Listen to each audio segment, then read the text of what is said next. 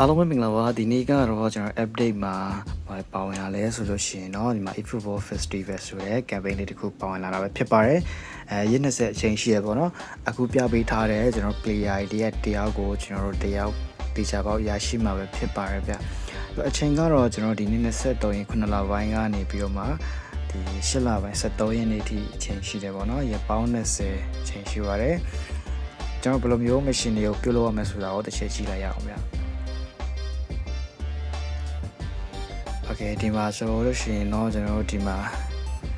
အော်ရမယ့် player တွေကတော့အခုမြင်တွေ့ရတဲ့အတိုင်းပဲတော်တော်လေးမိုက်ပါတယ်အသေးစိတ်ကိုတော့ညီတို့ကိုယ်တိုင်ပဲဝင်ကြည့်လိုက်ပါတော့ဒါတွေကကျွန်တော်တို့အကုန်လုံးရမှာမဟုတ်ပါဘူး machine တွေကိုပြုလုပ်မှာပဲဖြစ်ပါတယ်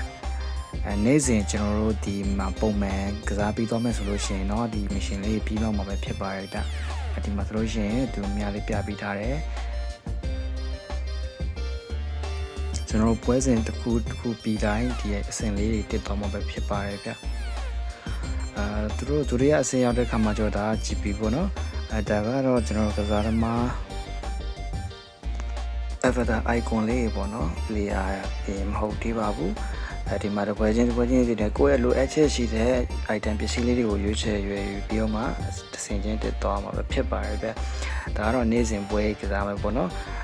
ဒီနောက်ဆုံးမှာတော့ကျွန်တော်တို့ဒီမှာ coin ရမယ် coin 30ရမယ်ပေါ့30ရပြီးတဲ့အခါမှာနောက်တစ်ဆင့်ကတော့ဒီမှာထိတ်ဆုံးမှာပေါ့နော်ကျွန်တော်8လပိုင်း6ရက်နေ့မှာတော့ကျွန်တော်ဒီ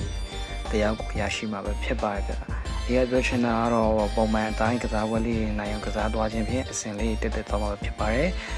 ကျန်နေရောက်ကတော့မတီးရသေးဘူးပေါ့နော်ဗီဒီယိုလေးကတော့ဒီလောက်ပါပဲဗျအားလုံးကျေးဇူးတင်ပါတယ်